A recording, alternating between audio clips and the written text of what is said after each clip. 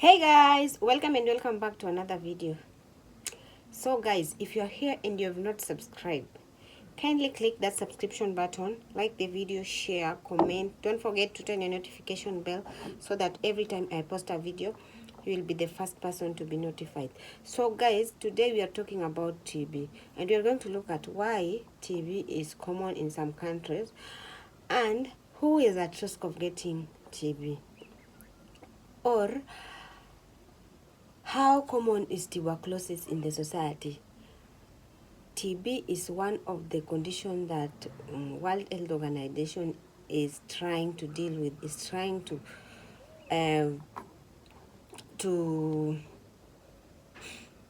is trying to do what? To make it stop spreading. So because it has a lot of complications if it is not treated. So let us look at it and yeah. So TB or tuberculosis is an infectious disease that can cause infection in your lungs or any other tissues. So it commonly affects the lungs, but it can also affect other organs like your spine, your brains, your kidney, your heart. So the word tuberculosis comes from a Latin word for nodule, or something that stick out. So tuberculosis is also known as TB, as we have stated before. So not everyone who becomes infected with the TB gets sick, but if you do not get sick, if you do get sick, or I'm not saying if you do not get sick, I'm saying if you do get sick, you need to be treated. If you are infected with bacteria but you don't have symptoms, you have infective tuberculosis or latent tuberculosis infection. It may seem like TB has gone away, but it is dormant inside your body. So if you are infected and you are developing symptoms, and those symptoms are contagious, you have an active TB or tuberculosis disease, or TB disease. So we have 3 stages of TB infection or TB disease. We have 3 stages. It affects you in 3 stages. We have primary infection, we have latent TB infection, and we have the active TB infection. So I'm going to explain those ones in details. So let's look at how common is tuberculosis. About 10 million, the research is showing that about 10 million people become ill with the TB throughout the world, and about 1.5 million people died from TB in 2020.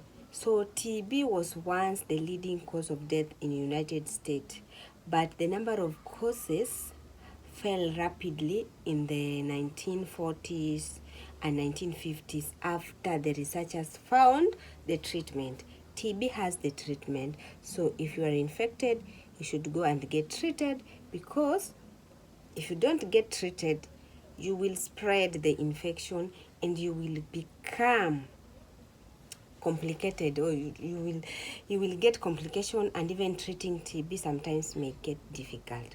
So statistics shows that there were 7,860 tuberculosis cases reported in United States in 2021.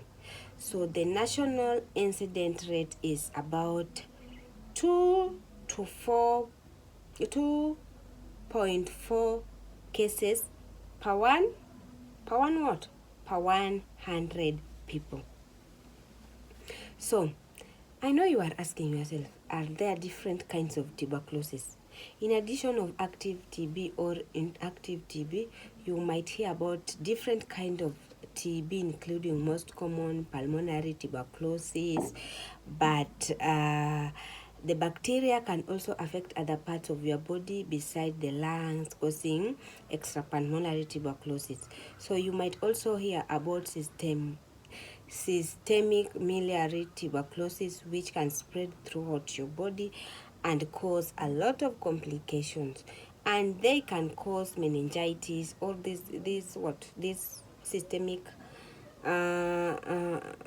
miliary tuberculosis, which can spread throughout your body, can cause meningitis, that is the inflammation of the brain.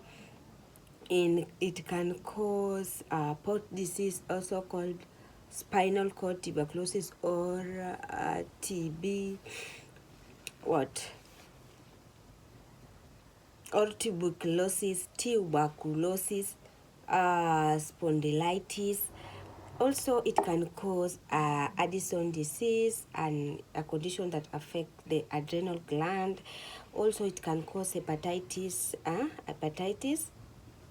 A, a liver infection, and also it can cause lymphadenitis in your neck, also called TB lymphadenitis. That is the inflammation of lymph in your neck. What are the symptoms of tuberculosis? Remember, we have not talked about the primary TB, the latent, those ones. We are going to talk about them. So, what are the symptoms of tuberculosis? Or what are the symptoms and what are the causes? Let us start with the causes of tuberculosis. TB caused by bacteria called Mycobacterium tuberculosis. The germ are spread through the air and usually infect the lungs, but can also affect other parts of your body. Although TB is infectious, it doesn't spread easily. You usually have to spend a lot of time in contact with someone who is contagious in order to catch TB. So, for example, when one person is suffering from TB in a household, you might get that the people who are living in that house will not get infected. Yeah, that is how we can say it is not so contagious, it is not so infectious. It cannot get spread easily unless you get so much in contact with the person who is having the bacteria or who is having the disease, is when you can get the infection. TB can be spread when a person with active TB disease releases germ into the air through cough, through sneezing, talking, singing, or even laughing. Only people with active pulmonary infection are contagious. Most people who breathe TB bacteria are able to fight the bacteria and stop it from growing. Yeah, so we have said most people who breathe TB bacteria are able to fight. If someone cough, laugh the bacteria, and you get into contact with it, you can fight the disease. So the bacteria become infective in those individuals, causing the latent TB infection.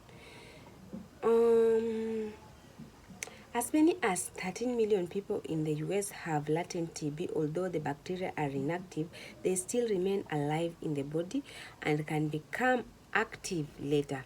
So some people can have latent TB infection for a long time or for their lifetime without it ever becoming active and even developing into TB disease. However, TB can become active if your immune system becomes weak and cannot stop the bacteria from growing. In this is when the latent TB infection become active. So many researchers are working on the treatment to stop this from happening. What am I saying? I'm saying that you can inhale the germs and the germs become inactive in your body for the longest period of time.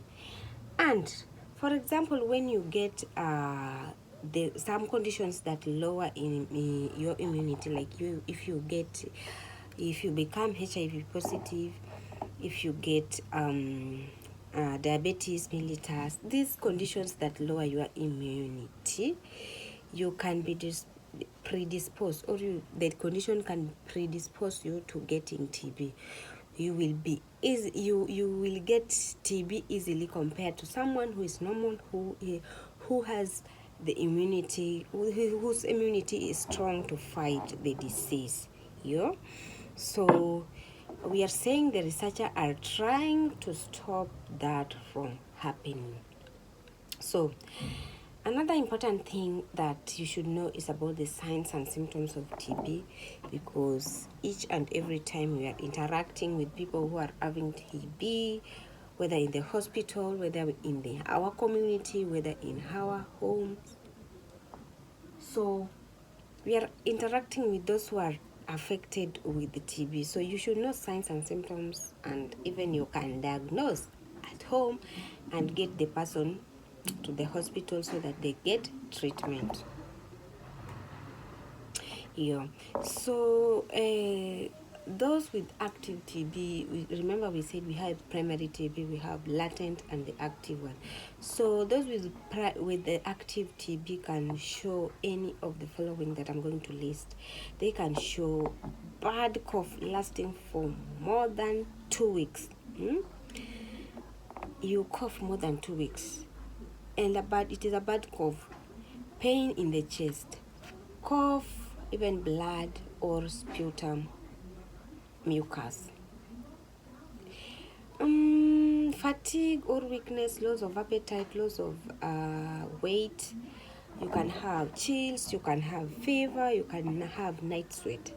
Night sweat, cough, fever, those are the common one, where, of course, if someone is having TB, night sweat, a cough, coughing of blood, those are the simple things that maybe your healthcare provider will start suspecting that you have TB, and then they can take you for further investigation so that they confirm if you are having tuberculosis. How do I know if I should get tested for TB?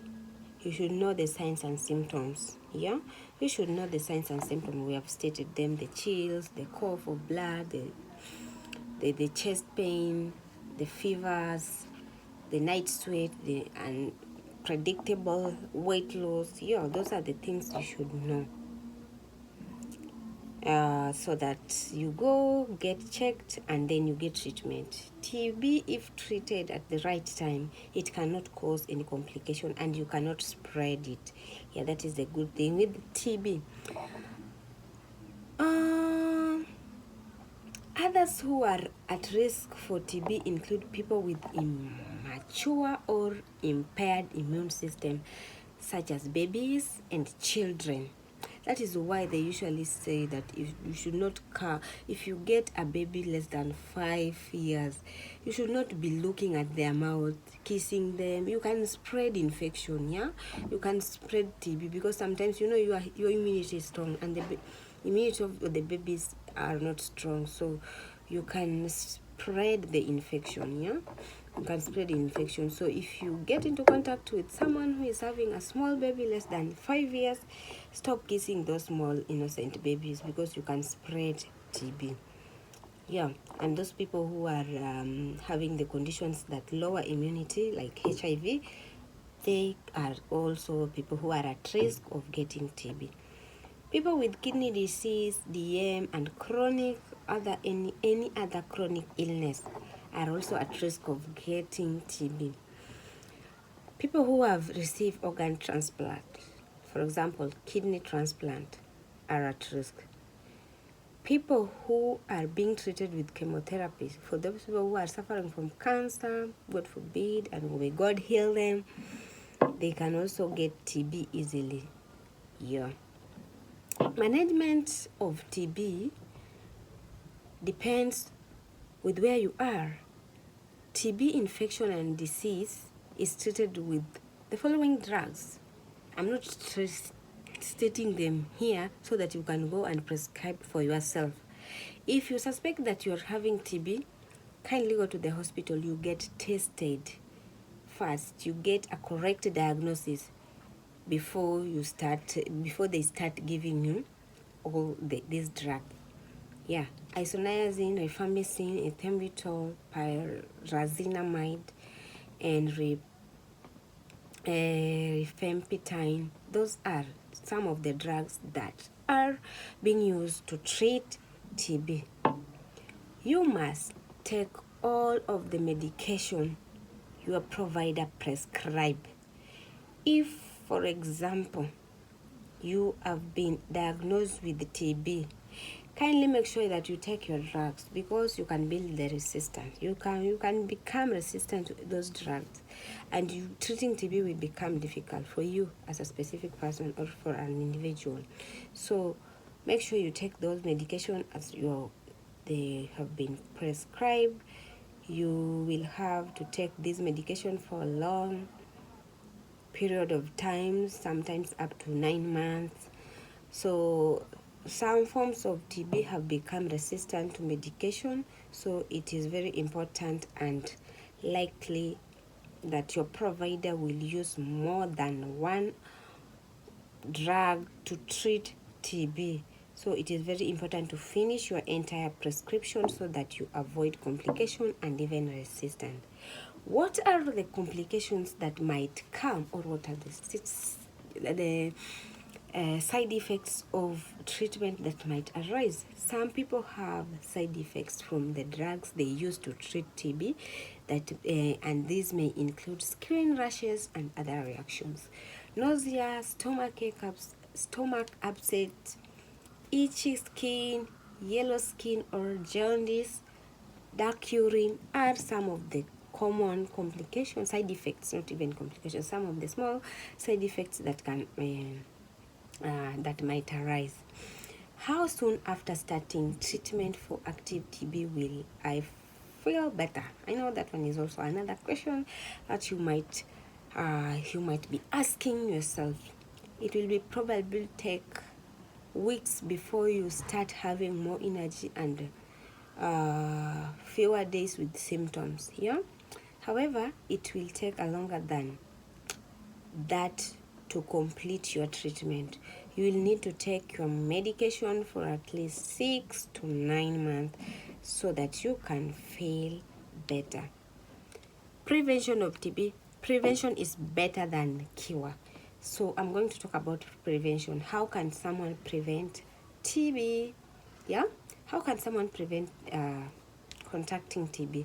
Number one, I've said, our young children below 5 years, you stop coughing near them, you stop carrying those babies. If you know you have TB or if you know you have any infection, you guys, African people, you like kissing the small babies. Avoid that. Number two, wash your hands thoroughly often, so that maybe sometimes someone coughed somewhere and you touch that surface, you can transfer the bacteria to your nose, to your mouth, if you don't wash your hands often. Cough into your elbow like this. Yeah, cough like that, covering your mouth with your handkerchief. Those handkerchiefs should be washed. Handkerchiefs should not be shared. Avoid close contact with the people who are infected. Most of our hospitals, they usually have a department of TB where the TB patient goes there. It is just them alone, where that is the place where they get treatment, so that they avoid interacting with other patients, especially those who are having chronic illness that can easily contract the disease. So it is also important to avoid contact with those people. If you see that department, avoid that department, because you can contact it. Make sure you take all your medication correctly as prescribed. Yeah, so that you avoid getting TB in the hospital. the most important measure to stop the spread of TB are having proper ventilation and using the correct types of personal protective equipment like gloves, mask, goggles, the head mask or the head what, yeah, they know it. And also we have the vaccine that usually prevent young children from getting TB. So some countries like Kenya or in Africa, but I know specifically in Kenya, use TB vaccine called Bacillus calmette-guerin, BCG. Bacillus calmette-guerin. The vaccine is BCG. The vaccine is mostly given to children in countries with high rate of TB to prevent the meningitis and other serious form of TB called miliary tuberculosis. The vaccine may take a skin test for TB. The vaccine may make skin tests for TB less accurate. Yeah. So that is also important that you should know. What is the outlook for someone with tuberculosis, or what is the prognosis? If you have TB and you are treated, your outlook or the prognosis is always good if you follow the prescription as you were told with your healthcare provider. When should I say my healthcare provider? You see your healthcare provider immediately you suspect the signs and symptoms that we have stated. The chest pain, the coughing of blood, the chills, the fever, the weight loss, and the sweating at night. So guys, we are going to stop from there. In case you have any question, make sure you make it in the comment section so that we talk about it in the next video. Bye till next time.